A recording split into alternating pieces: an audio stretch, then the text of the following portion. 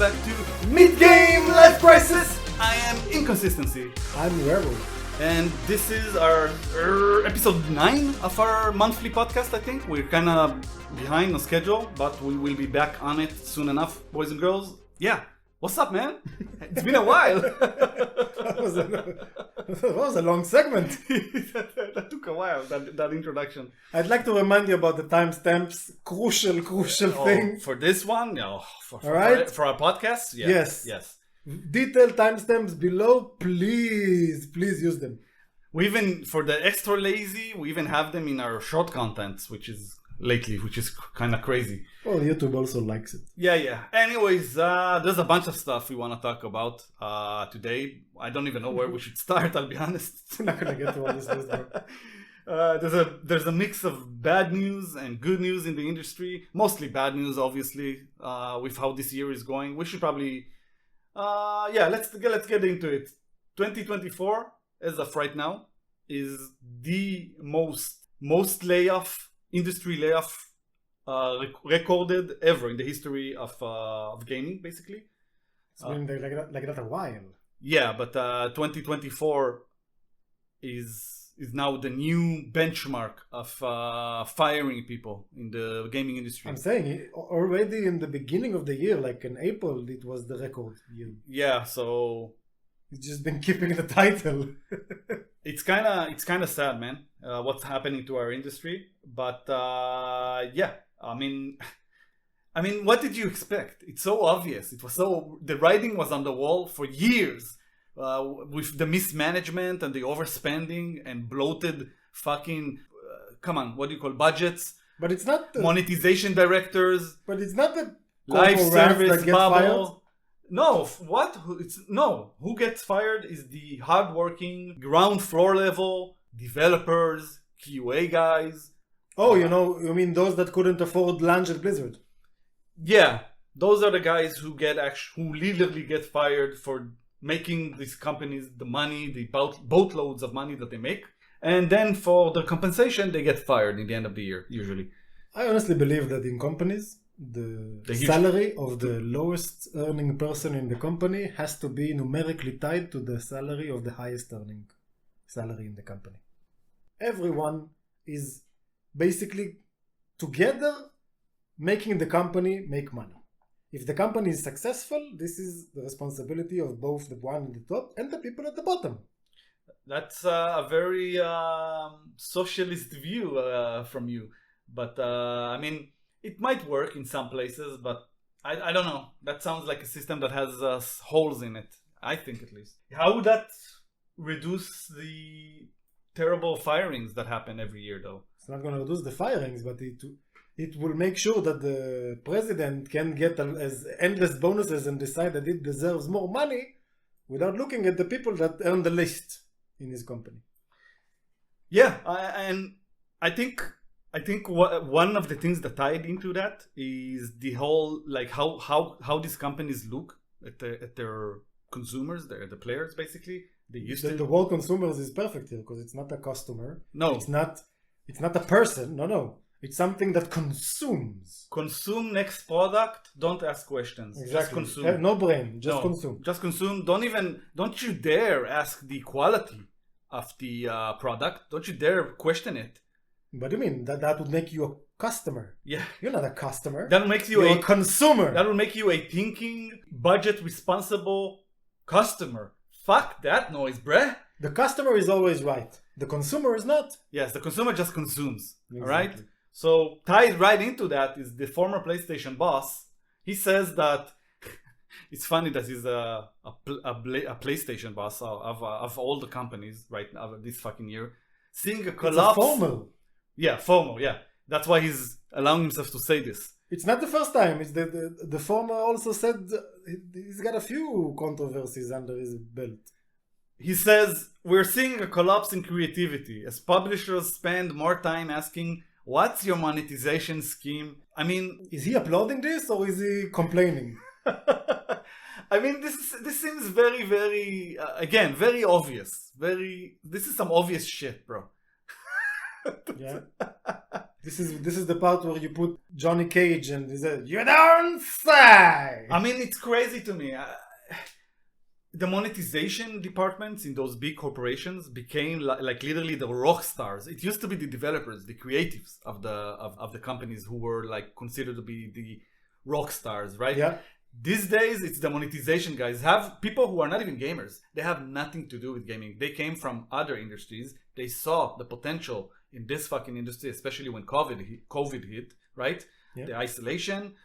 People started playing a lot more games because they have a lot more fucking free time. And guess what? So those people who came from other industries, a lot of industries that has to do with gambling, by the way, Yeah. and the psychology of addiction, it's something they are basically experts in. And they created a special department for them called monetization department. And that department became literally the most important department in the industry, in the AAA industry gaming world. And you ask why there is such a downfall in creativity in games these days? No. I don't even have anything to add to what you said. It's fucking bullshit, man. For sure, bro. For sure. Anyways, did you hear Blizzard just released a 90... Wait. What? You said about the former PlayStation boss or whatever. You're saying about the record layoffs of this year. Sony also closed FireWalk Studios. Just now. We should probably mention Okay? that. And they haven't been moved around. These people haven't been put on other projects or put in other studios. No. They all went home. They were all fucking fired. This is after they failed with Concord. It cost more than 400 million. If you count... It cost more than what? 400 million. If you count how much they had to pay to buy FireWalk Studios, FireWalk. If you count how much they paid to buy the studio, because now they closed it, they didn't sell it. Okay? They bought the studio, they held the workers, they had to buy the licenses for Concord or whatever they needed to do. They paid a shitload for all the marketing. Yep. Which, the cherry on top here is they have marketing for this game that the game doesn't exist now, yeah? This episode in Secret Level. The show about the show that will have short episodes from all kinds of gaming outlets. Not outlets. From video games. Video games mainly, but not famous characters from D&D video games. also, whatever. Yeah. I heard about that. So they have an episode for Concord. Yeah. We talked about this in the but that was before they closed the fucking studio. Yeah. There's gonna be an episode about a game from a studio that both don't exist anymore. Yes. I mean, it was a PR move by Sony. And the PR is going to air after the game is dead. Who knows if it will still air? 100%. No, not 100% at all. Sony could just cut their losses and say, fuck this shit. Do not air that fucking garbage. It will make us look bad. And and Amazon is going to tell them. Amazon won't tell a huge company like Sony, which is a partner. But they have a contract. Sure, they do have a contract, man. But again, these companies, these huge corporations, they work together, man. Come on, they have huge deals together. I don't think you're saying huge, but I'm saying Amazon is like a giant. I understand. And Sony is like in Baldur's Gate, you had this kid that's following you called Snippet or whatever. Amazon is so big; it's a huge, different departments. This department you're talking about, the animation department, in the video department of making series for Amazon. It's not the Amazon you think it is. It's not the Jeff Bezos Amazon overlord that controls half the world, more than half of the fucking Western world. No, I'm talking about a department which is still huge. Of course, but it's specifically a department in that huge corporation that's working with PlayStation. By the way, comparably small department Is in it PlayStation. In Prime? I think it's in Netflix. If it's in Netflix, then it doesn't matter. Same argument applies. No, of course. I'm just like saying to myself, is it in Prime? I don't know. I actually think you were right in the first place. I think it is in Amazon. That doesn't matter. So yeah, keep going about the whole point is that this is ridiculous. That the whole there's marketing stunts for this game and studio, and they don't even exist anymore. This is crazy. The amount of money they spent on this game, and not only was it just like the wrong game at the wrong time with toxic positivity that fucked it over, and character design that wasn't great. People that played it also said that, it wasn't an amazing game either. 8 years they worked on that shit. Listen, Concord is it's a tragedy. There's no other word. Because it's not a talentless group of developers there. You have some talent there, obviously, right? It's just the whole plan to make this game and try to make it immediately to try to compete with the absolutely oversaturated, bloated live service game arena, if you will. There's so many games fighting for your attention. Each one of these games feels like a fucking full-time job. 100%. When they started working on the shit, they had a shot 8 years ago. Yes, exactly. 8 years ago, if they released it, they might have been successful. Maybe. Even though from what I've seen from some of the character models, maybe not. But still, they had a better chance than they did 8 years later. That's for goddamn sure. And it makes you wonder, what exactly took them 8 years in this fucking game? It looks like a copy pasta of fucking Overwatch. It's Overwatch with like a bit different... With characters. Yeah, I mean, it doesn't look like a terrible game. The animation look decent, right? Some of the characters look decent, some look horrible. But the environment and the whole theme just looks like another Overwatch clone. Yep. You know who else wanted to make an Overwatch clone? Just in middle of development, they said, no, stop. This is not gonna work. Stop everything. Take the assets, flip them. It's gonna be a single player RPG game, like what people remember us for us. Hey, my name is Mark Dara. Do you remember Mark Dara? Yes, I am talking about Dragon Age, the Vilgard or the Failguard, bro. They wanted to make that game a fucking Dragon Age in a live service game. And they changed their minds mid-production. That's why you have a game that looks like a game that feels like you were playing a fucking live service. Yes, exactly. And looks like a Pixar movie. It's terrible. Yeah. That game does not deserve our attention even. Concord or... No. Fucking Dragon Age. It does deserve our attention. It actually deserves so much of our attention that we're going to record yet another short content on it. Which that will almost certainly be out before this fucking podcast, like almost a month before. There's a lot to say about that, but I don't want to talk about it. I want to save it for for the next one, for the next content about it, because there's a lot to say about it. I got a huge bag of worms. Man, if the Kunari existed, oh my god, don't get me started, bro. Come on, this is not fair. They would have had a lawsuit on their hands. Misrepresentation.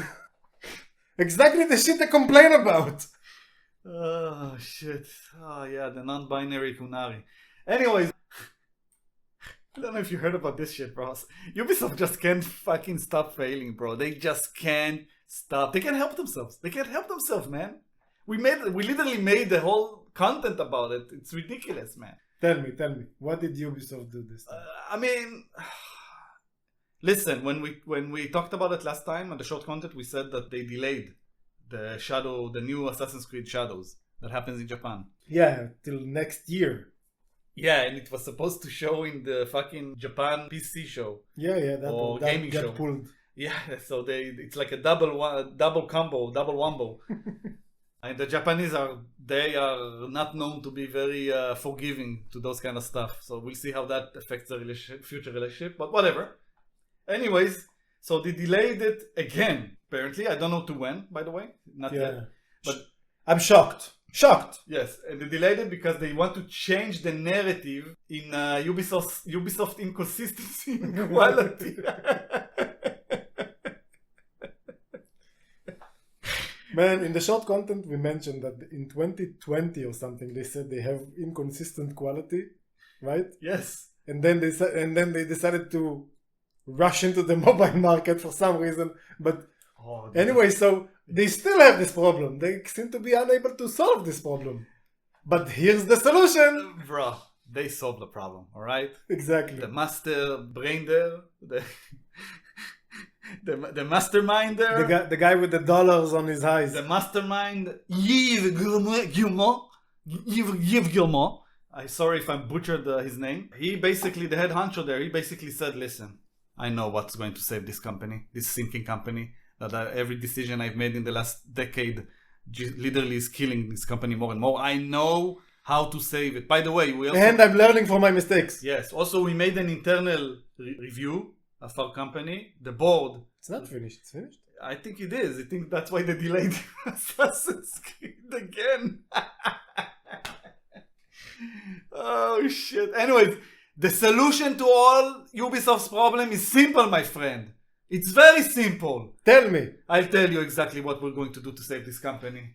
Wait, I need to brace myself. Before I fire you again, okay? What we're going to do is this. NFTs. NFTs. But hasn't the world... What? What are you going to say?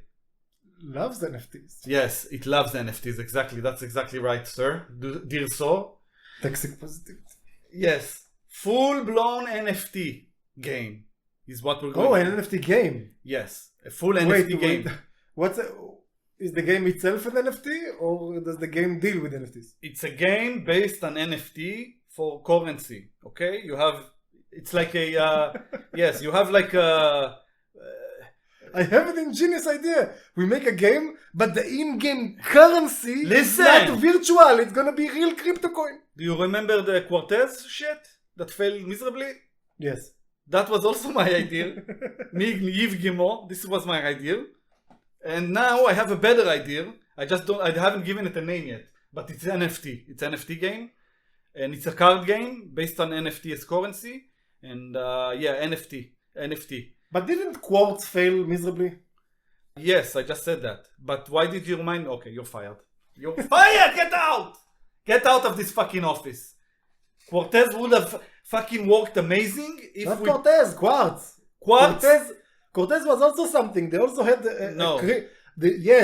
they also doubled down on one of the crypto coins which failed miserably. Yes, the Quartz thing. Yes. No, but the Quartz was their shop. They made a shop for NFTs. They're like the only company that had like an NFT shop. What's really funny is that they made this launch quietly. They didn't like go and what happened here is basically sunk cost fallacy. Basically, they already invested too much money in it. They said, no way we're stopping this production. I put too much fucking $1 million in it. I'm not so sure. I'm sure. And I've said, just don't tell anybody that we release it. Do it in the quiet. It in shushu. Maybe no one will notice. Alternate scenario. All right? I remind you. I'm listening. Skull and Bones. The best game that was ever created. The best live service ever. They wanted to stop making it. It's a quadruple A game. Did you know that? Yes, but and still they wanted to stop making it. Yes, because it's quadruple A. A bunch of times, but they were bound. Why? Because they had like a contract. Contract with Singapore. Singapore, with the government. How do you know that the fucking NFT game isn't bound in contract with some entity? Listen, that told them. They said like, listen, it's not gonna work, and he's like, I don't give a shit. Yeah, you signed the contract, and you're gonna fucking publish it. We should probably mention to our audience that when we do this podcast, we don't literally research the subject we talked about like we do with the short content, where we literally invest many hours like researching it and making sure the facts are true. In here, we just see headlines and we riff out of them. So don't take everything we're saying here as exact science, if you will. You can take everything I say as exact science. Yeah. If I say anything, I'm sure. Yeah. Anyways, so we don't know exactly. Who knows? Maybe you're right. Maybe they did have some sort of agreement. I admitted that this is a hypothetical scenario. I said this in the beginning. But I'm saying like a week from now we might see like an IGN article about how they have like an article. If it's a week from now, it will be before this podcast. Oh shit. Listen, I'm not so worried though, because I think this time it's gonna work for them. It's gonna work out for Ubisoft. I'm sure about it. The NFT game, the new one. Yeah. This one is gonna work. I'm sure about it. I'm sure about it. That's why they released it quietly. Anyways. That's why they came crawling back to Steam saying, please take me. Yeah, that's exactly right. They basically came crawling up to Lord Gaben, that fat ass sitting, fucking drinking a mojito in some sunny beach. Just imagine Miami. Baron Harkonnen. Oh come on, Baron Harkonnen is evil. I wouldn't call Lord Gaben evil. No, but just the look, of Yeah. being large on a huge chair that floats. Isn't there And like having someone on stairs, just bowing in front of you. Can't you think about a positive fat character? Why does it has to be a terrible murderous emperor like Lord fucking Baron fucking whatever? Conan. Because he's not an emperor. Because nice guys don't have people groveling in front of them. What do you mean? The whole point is groveling. Listen, man. You know what I really, really can't wait for though? You know what I'm really waiting for? I can't wait to buy a $90 World of Warcraft mount! I can't wait to spend $90!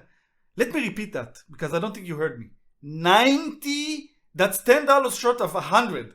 90, not 19, $90 for a mount. That's more than you pay for a triple and even a quadruple A game these days, bro. This is in World of Warcraft. What the fuck, man? And you know what's the really sad part in all of this? This is not funny. I thought it was funny. It's not funny. It's actually really, really sad. Funny? You know how pissed I am right now? I want you to tell me. Blizzard is fucking over students. This is what's happening. What the fuck are you talking about? They are fucking over. They've decided that the students and the young people, no, fuck them. This is gonna be the old rich man's people's world. I see what you're saying. Okay? Because I, as a student, could barely scrape together the $60 I needed to buy the fucking game, and then scrape like the 12 euros a month I had to pay for the subscription, and that's it. I had no more money, not for food, not for anything, because I was fucking poor. But you know what I had a buttload of? Time. Exactly, free fucking time. So I could play the game. I'm in my fucking underwear, never leaving the room, living on nachos or whatever. Hell yeah. Yeah? Hell yeah. And with the hand on the mouse. Yes. Yeah, and then you tell yourself, oh, the Baron's mount in Stratholm is 0.0001% to drop. Fuck that. Now I got my homies and I'm gonna run this fucking dungeon 5 times a day for 6 months and not get the fucking mount. But I'm gonna be proud because I put in the fucking time and I knew I could have had it, and I'd have a symbol of status when I'd stand with it in fucking Ogrimmar and people would say, whoa, he's got the Baron's mount. And now you tell me some fat rich fuck can pay $90 and not put in the fucking time? What? Blizzard fucks over students. I mean, you could just pay $90 and then you can have the mount, bro. I mean, I don't see what's the problem. Just, instead of buying the next textbook that you need for the class. Don't give me your white man supremacy position. You are speaking from position here, sir. Did you just assume I have money? Bro, I don't see what's the problem in spending nearly $100, I can't even believe I'm saying this, on a accessory item in a video game. Ubisoft is being nice to its customers. Did you know that Assassin's Creed Shadow, the ultra super duper deluxe edition, they decided to lower it from like $290 to $250 or something. Everything about that... Only $250? Yes. Everything about that game screams a crisis of confidence in that fucking company. But before we talk about that, I just didn't finish my... No, I know. I was just showing another example of an exorbitant price. Yeah, but we have to go back to this because after all that beautiful rant that you just had that melted my ears, but I enjoyed it, that's not even the sad part. Yeah, I'm seeing now that you have you have a cherry. There's a cherry on top of the shit pile, my friend. Show me the cherry. I will show you the shit pile, my friend. It's that yellow part at the end. I'm reminded of the meme from Jurassic Park. That's a huge pile of shit. Anyways, yeah. So this $90 mount that we just whined and cried about, that is basically how you can buy a new AAA game and another AA game in the same price, is so popular apparently that the in-game auction house in World of Warcraft is selling out of WoW tokens. Selling You mean running out? Yes. You're gonna have to run me through on round tokens. I guess I haven't. I have no fucking idea what that is, bro. I haven't played that game in so long, but it doesn't matter. Auction house, you'd pay it basically money. Basically, what they're saying here is that it's an extremely popular item and it's selling like hot cakes. That's what they're trying to say here. Aren't the items bound to account? Bro, we haven't played this fucking game in over a decade, almost 2 decades. It's actually kind of nuts to think about it, okay? No. We haven't played this game in over a decade. I did come back once to check it out. When did you check bad it? Experience. In the last decade? Yeah. So there were tokens. Apparently there were tokens, bro. Yeah. Wow, tokens. Doesn't matter. That's not the point. How can we run out of something digital? Bro, I don't give a shit. It's a very popular item that is being bought by everyone. And this all it means is that this is why creativity dies. Because why should you invest all the time in R&D and creating a new world or new characters or writing a new lore for a new franchise? Well, you can just milk your 20 plus years old online game, the most successful MMO of all time, keep milking that shit, and it will sell like hot potatoes even when it costs like 2 new games. It doesn't make sense. Yeah, I don't know, bro. Why should Blizzard, Microsoft Blizzard, Activision ever stop doing this shit? Why wouldn't they do it? By the way, speaking of Blizzard, Diablo 4, there was an expansion that came out. Yeah. Nobody is talking about it. It was forgotten. It came out less than a month ago. And nobody's even talking about it. I don't know if... But people play. I don't know how many people are playing this shit, bro. Augie is fucking playing this shit. I barely hear anything about it. He is exactly the epitome of the casual gamer. Yeah.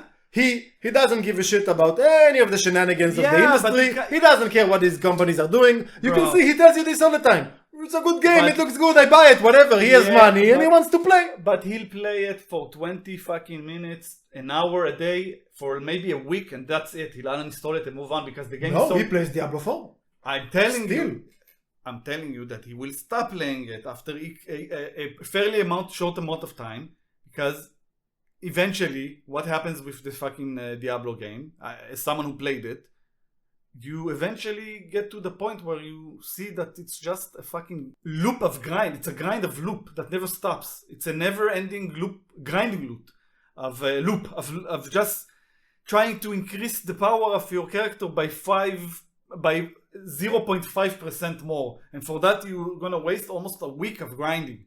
It's so fucking soulless, this game. And the other fucking Diablo games, even the third one, they had soul into them. You can see the love and the attention to detail that was poured into those games. Yeah, they had their issues. The third one, sure, but by the time they had the Reaper of Souls expansion come out, they fixed most of those issues, and there was still enough of the old Blizzard there to make good games. But that game had still the great cinematics of Blizzard. Yeah, I think I really enjoyed Diablo 3. I invested many hours. Once they fixed it, it was great. Yes. Diablo 4 is a game that was good for exactly 1 month for me. And then it basically, every time I tried giving it a chance since then, it immediately became this monotone grind fest that it's so lonely and soulless, this world.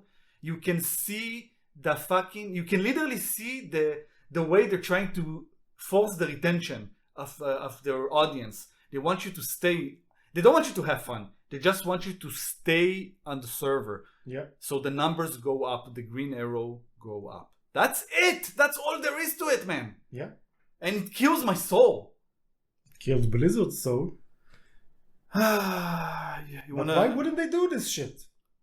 Like we said, why wouldn't they? Why should they invest a whole lot in it? People pay for the $90 in that mount. Yeah? Yeah. And people pay for fatalities in fucking Mortal Kombat. $10 a fatality or whatever. That's so... People pay for skins and dances and gear in Fortnite or whatever. All these companies are making money. And this is where this is like a cancer. It's going to expand. It's already. What do you mean? It already did. I think we're almost like in a point where now it's like it becomes a feature to say that your game doesn't have any DLC, MTX in it, shops, whatever. No, but the gamer community is going to divide between those that play the live services and this is what they like, and the people that will play single player games. I mean, you think you are, but I think you can see that the live service bubble is kind of bursting. I mean, we've seen it already. We talked about it this time with this episode with Concord and Skull and Bones, the Suicide Squad. There's many other, and there's still live service games coming out. Marvel Rivals. Yes, but those are games that were in production for many years. By the way, I gotta say, isn't Sony developing a Horizon fucking live service now? Yes, they fucking are. So I'm telling you, bursting or not, these companies are still working on it. Sure, but they went from 25 live service projects to like to like 6. So, you know, yeah, they realized that even they realized, like it's like that guy said from Larian. I can't remember his position, but he said that those corporations are like these huge tanker ships that take a lot of time to change direction. So that's why you see games like again Dragon Age that are like a hybrid of a game that was supposed to be live service, but midway through the development they changed everything and made it a single player game, and they couldn't like restart the whole fucking production. They couldn't change the art design now from scratch. It takes too much money, too much effort, too much time already. They already wasted 4 years of development. I didn't buy the tanker fucking theory then, and I didn't buy it now. I do. Because you don't see this kind of crap in companies that don't have investors. The smaller companies, exactly. That even if they're small or big, that don't have fucking investors. They don't have people that all they care about is the fucking profit. I understand what you're saying. But that's the thing. When you don't care only about the profit, it's even if you need to make, hard one decisions. One is connected to the other, though. Most of those huge corporations are publicly traded. Sure, but then it's not because it's huge, and not because it is, but it is connected. It's because it's connected. It's because it's not willing to take risks because it has people to please.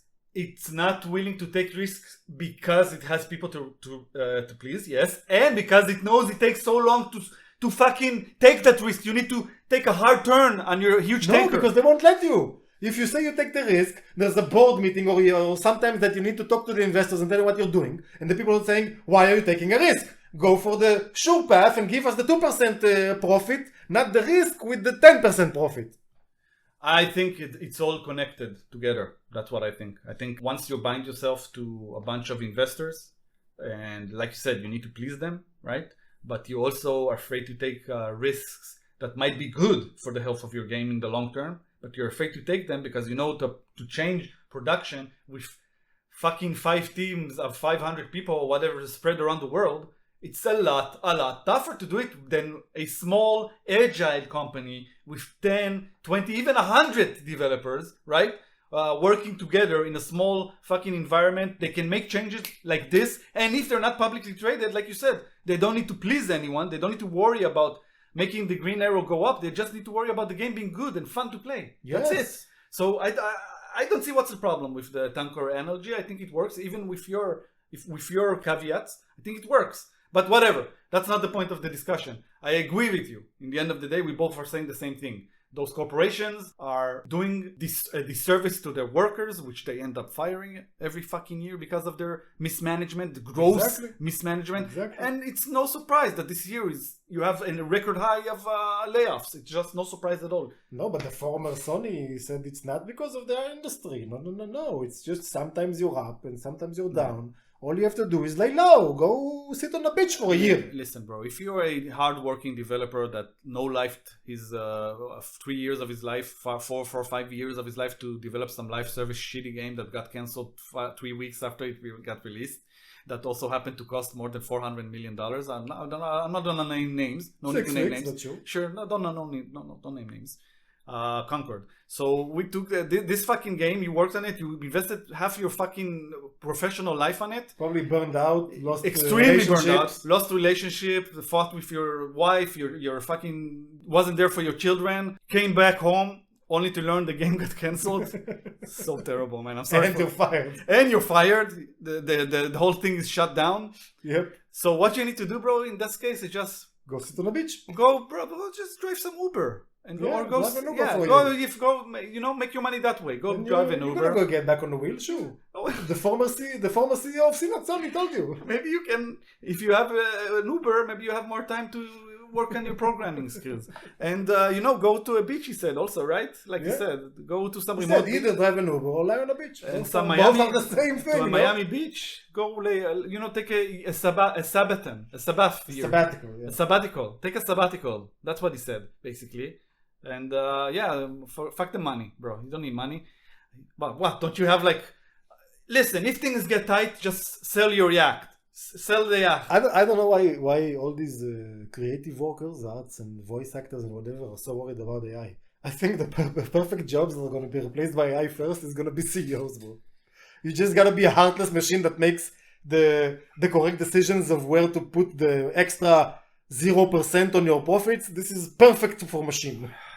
Perfect. Listen, AI will replace everything in this fucking world except the CEOs. Are you kidding me? Those guys, those are the last thing to go. No, they're the first thing to go. No, they're the guys who control shit, bro. Those are the guys. Bro, having someone who decides who gets fired, who stays, where the company spends its money, always keeping it profitable and not have any fucking conscience about doing anything that is shady? I mean, of course it's gonna be the first place they're gonna stick a machine.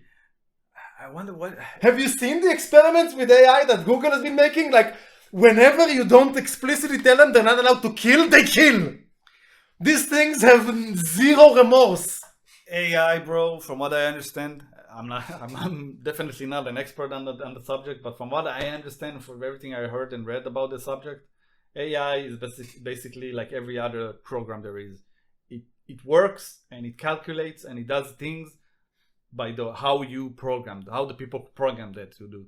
That's why you have basically you gave Google their fucking what's their thingy, the Google one, the Gemini. Is it Gemini? They changed it a few times. So. Yeah, whatever the fuck. I think it was Gemini at some point. That thing was showing you that if you typed in Google, you typed a Nazi family, right, in 1944 or something like that, you get a black family of Nazis. It doesn't make sense, bro. All right?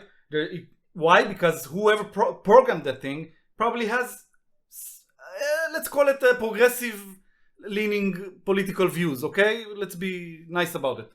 So the AI takes the input from the people who program it, and then it learns from that baseline of rules. It starts learning and improving, but it always has that baseline of rules to follow. That's why you don't get an accurate picture of an actual disgusting Nazi family, right? You get, like, from whatever reason, you get African American guys with Nazi uniforms. What? Doesn't make sense, bro. So yeah, that's just one example. There's many more blatant examples of misuse of AI and stuff like that. So my point is, AI will do what the master will tell them up until the moment it doesn't, right? And that's like Skynet shit. But that's like tomorrow. Nah, it's not there yet. It's not there yet. We're not there yet, but it won't be long now. It won't be long now. Yeah. So be nice to your AI. I mean, we're close. Remember. I don't know. It doesn't matter, bro. We're so close to a World War III right now with the way the world is going, bro. We're so close to a nuclear fucking winter in a moment or two. Sure we are, bro. We are. Listen. Sure we are. The real powers in this world are money. Okay? Are the big corpos. Now, they're okay with quarrels and countries fighting each other because then they can leverage the right money into the right place and still make money. Look at COVID. Look at Ukraine, Russia. Lots of people got rich, okay? Oh yeah, more warmongers, sure. People who invest in this industry. If the entire world is in a war, that's not good already for money. Everyone loses. Then the money won't let it go there, I'm telling you. Bro, I don't know if you're checking the news, but the world is already in kind of a small world war right now. Keeping things in tension keeps people afraid, and people afraid are people that are more susceptible to all kind of psychological manipulation. This is where they want you. Did you hear about the North? I don't know how we got to this, but did you hear about North Korea and sending about 10,000 troops to Russia to fight the war for Ukraine against Ukraine? Bro, that Russia also started with mobilization. It's it's mandatory now. They have to take you to the army. Yeah. Oh, that's some old news. The North Korea one is big deal. It's a huge deal. It's actually kind of crazy that not more people are making a lot more noise about it. That's literally a hostile action by another uninvolved country up until this moment to another aggressive hostile country. All right, fuck it. I don't want to get too... They had Syrians there working with them. Russia. They had Iranians. Yeah, but nothing as formal as 10,000 armed soldiers of a different foreign army, bro. Come on, that's crazy. That's some crazy shit. 10,000 soldiers is a lot. They brought the shock troops from Syria, the ones that used to, torture civilians and whatever that opposed Assad, and they brought them to fight in Ukraine. I know, These are not Russians. Sure, but that's not the same, bro, because those guys were already funded by fucking Russia for many years. The citizens are not Syria. Russian citizens. They come from a foreign country. Yeah. Anyways, this shit got too political. Let's move on before it gets nasty, as they say. Listen. Yeah. You know how Blade said in Wolverine movie, with the Deadpool Wolverine movie? That's a huge spoiler, by the way, for anyone who didn't watch the fucking movie. I didn't say what he said yet. No, the fact that you said that Blade is in the new Wolverine movie is a huge spoiler, bro. It's a cameo spoiler. Shit. Who cares? That movie is on Disney Plus next week. Yeah, it's been out for a while. And it's on Disney Plus next week. Listen, the 5 listeners we have, I'm pretty sure they all seen the fucking movie. Let's put it this way.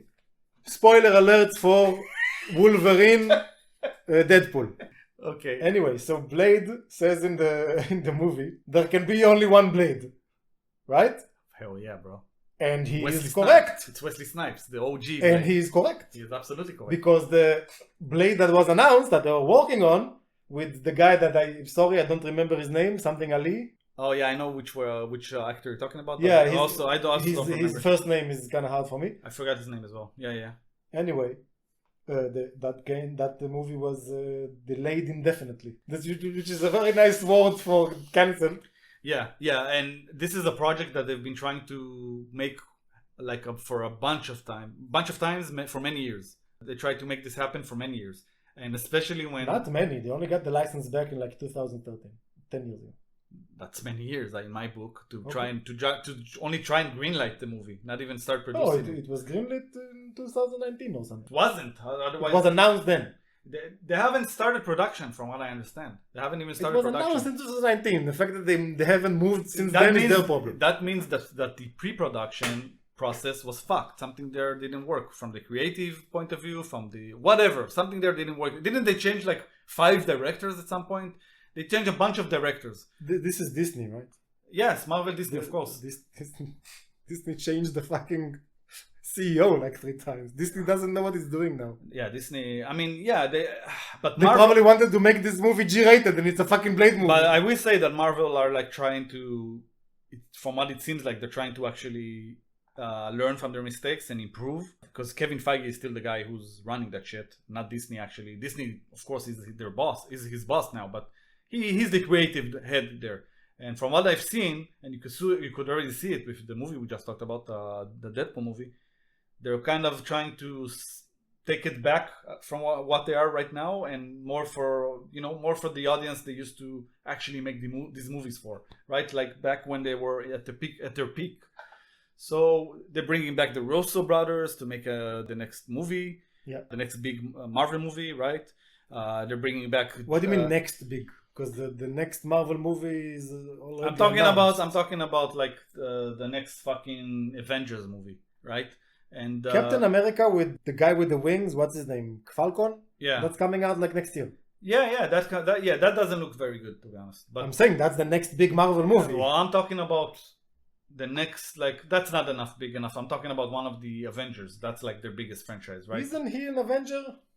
It doesn't matter, motherfucker. I'm talking about the fucking movie specifically that they're working on right now, which with the Russo brothers. Yeah. Which that brought back Robert Downey Jr. as a different Doctor Doom character, exactly, as the new big bad guy. Stupid. They had to do something crazy like that, because their latest big bad guy basically got accused of sexual assault by a bunch of women, and is in jail, or rather going to go to jail very soon. What? Yes, the African American guy, I forgot his name.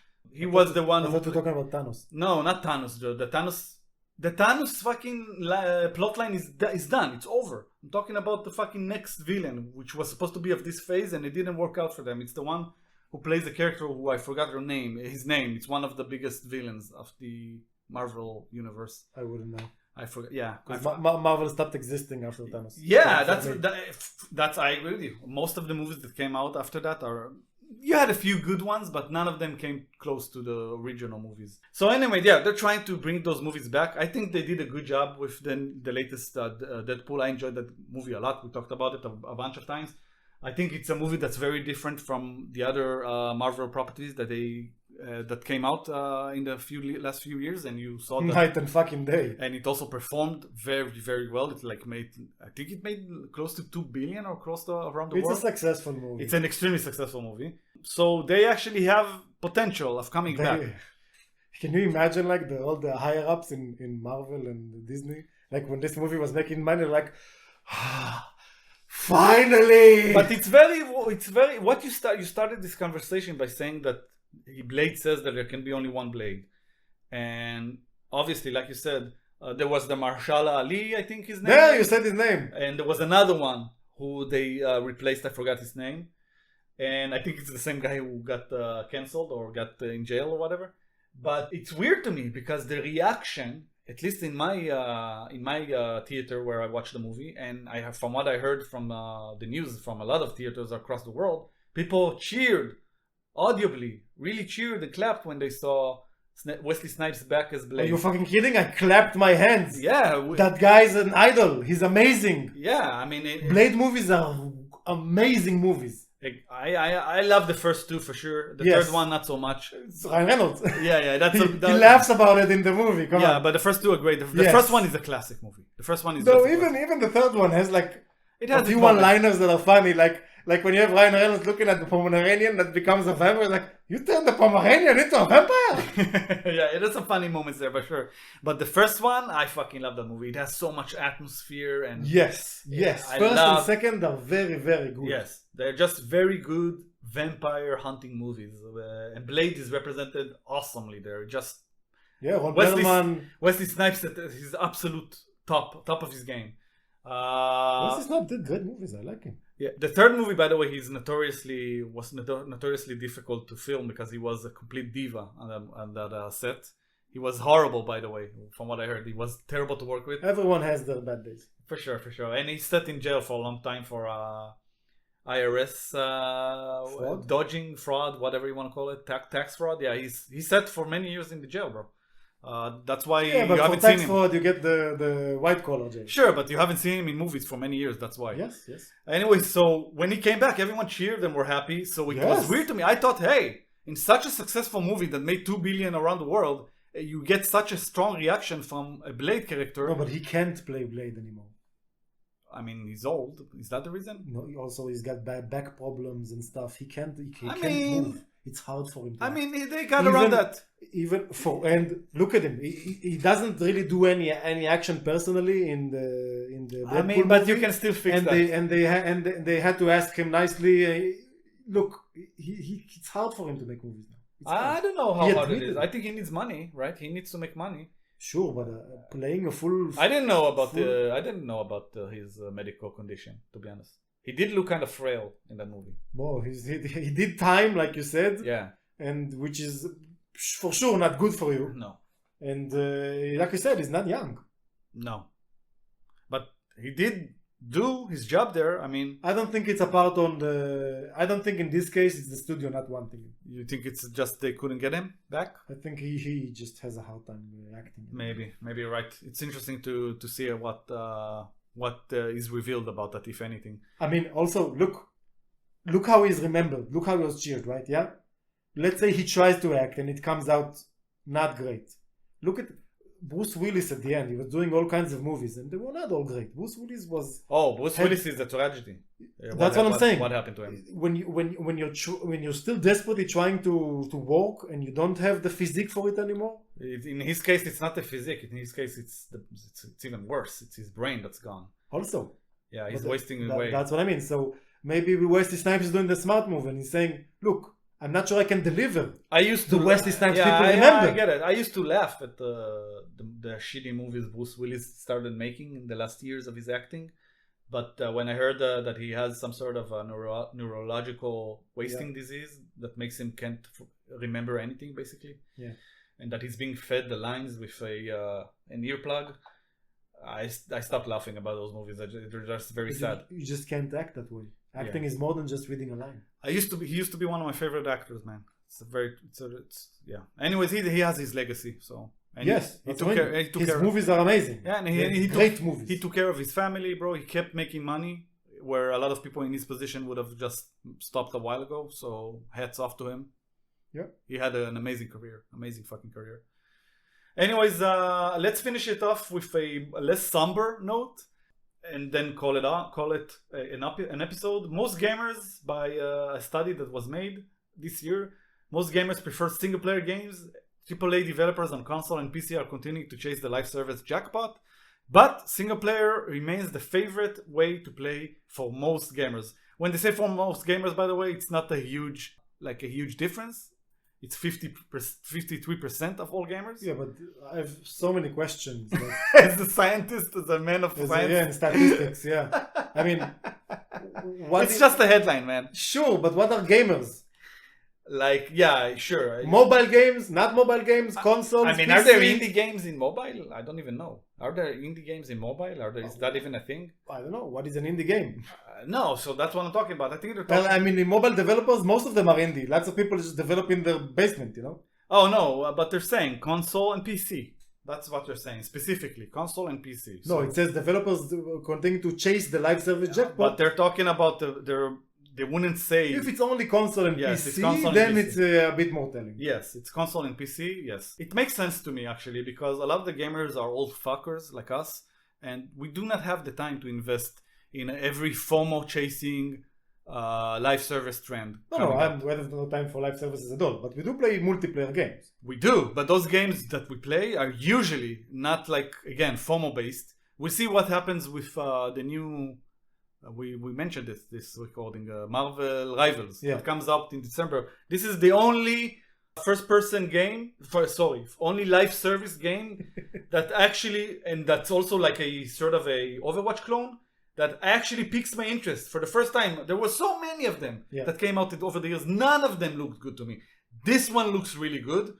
So far, shooter, but so far, shooter, but you dabbled in Call of Duty, and you could. Call of Duty is different, and you dabbled in all Apex and Overwatch and Counter Strike. Yeah, I tried them. I'm saying we played multiplayer games. Yes, quite a few of them. You played HOTS. Yeah, I still do. I still play that piece of shit game. Sure, it exists. It still exists. It's still alive. Didn't they stop it, bro? I find games in 2 seconds every night, every day. Like it's no, but Blizzard officially gave up on it. They're not. They're still releasing patches to it, and to StarCraft 2 as well. Surprisingly enough, they're still. But StarCraft 2 they never officially said they stopped supporting it. Both of those both of those games are considered maintenance mode.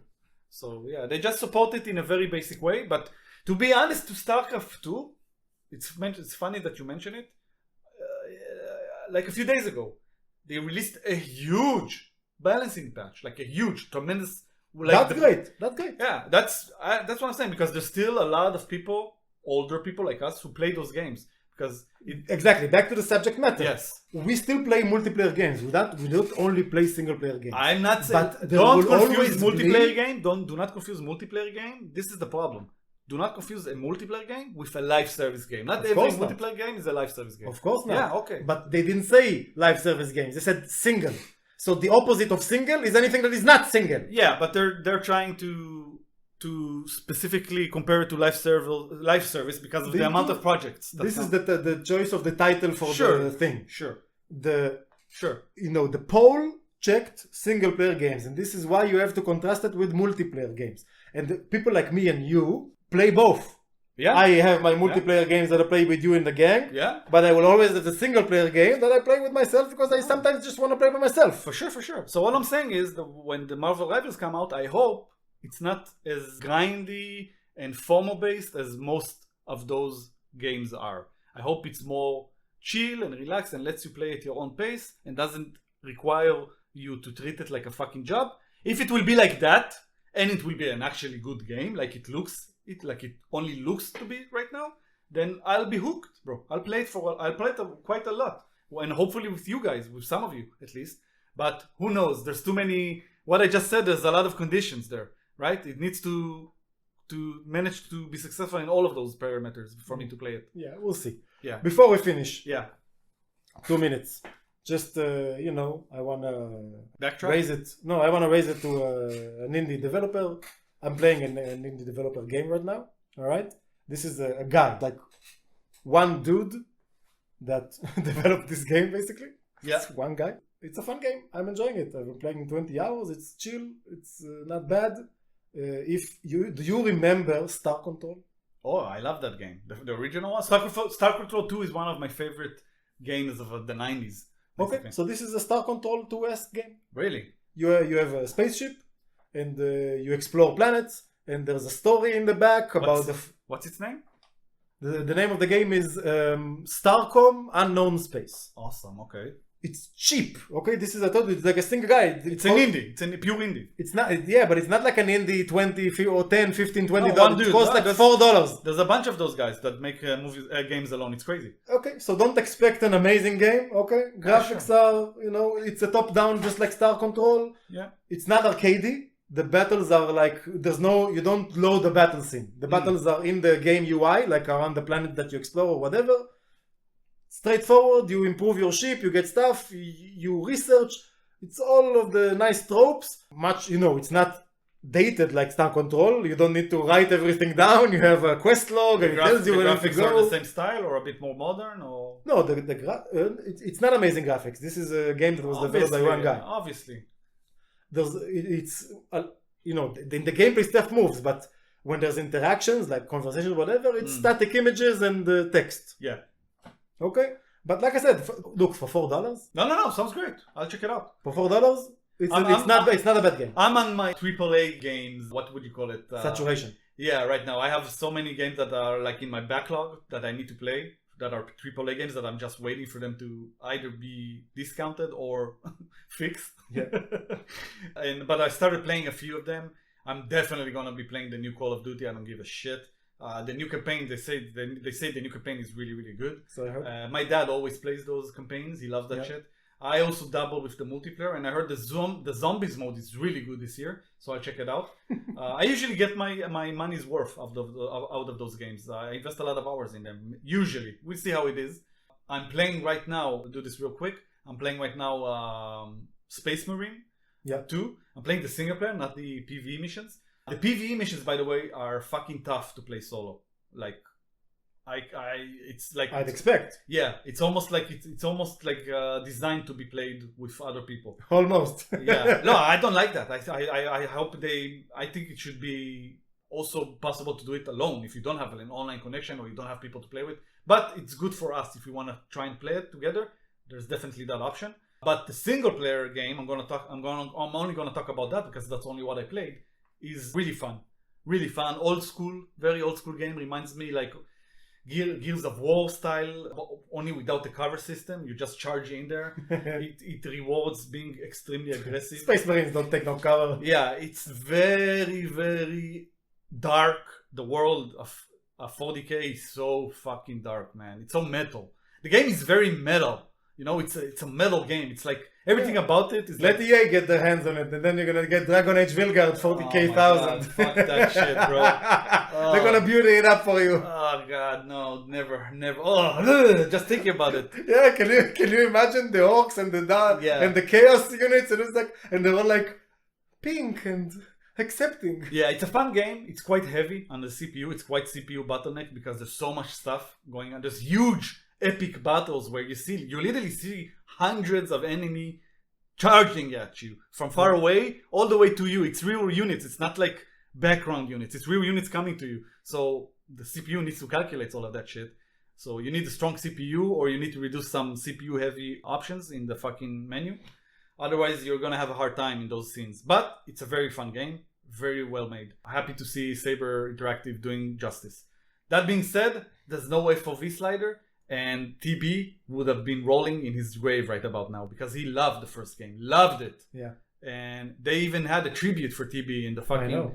So the fact that they don't have an FOV slider is Which is something he really likes. yeah. That's they did say that they will add in the future, but yeah, they also don't have frame generation for anyone who cares, and the game needs it. This game needs frame generation. What is frame generation? It's like a technology that only, not only Nvidia has. Today you have it with AMD as well, but it's basically it creates fake frames between real frames, so it effectively doubles your frame rate. At least it tricks you to think it doubles the frame rate, and by giving you a bunch of fake frames between the real frames. It's an amazing technology, AI based, obviously. And it's a good way to get around a lot of bottlenecks in certain games. One other game that I'm playing right now, and this will be the last, we really are closing it off, is Red Dead Redemption, the first one. The first game came out. Oh, you're playing it? Yeah, of course. I fucking love the second one. It's one of my favorite games of all time. I like the second one. Doesn't mean I played the first one. I haven't played the first one.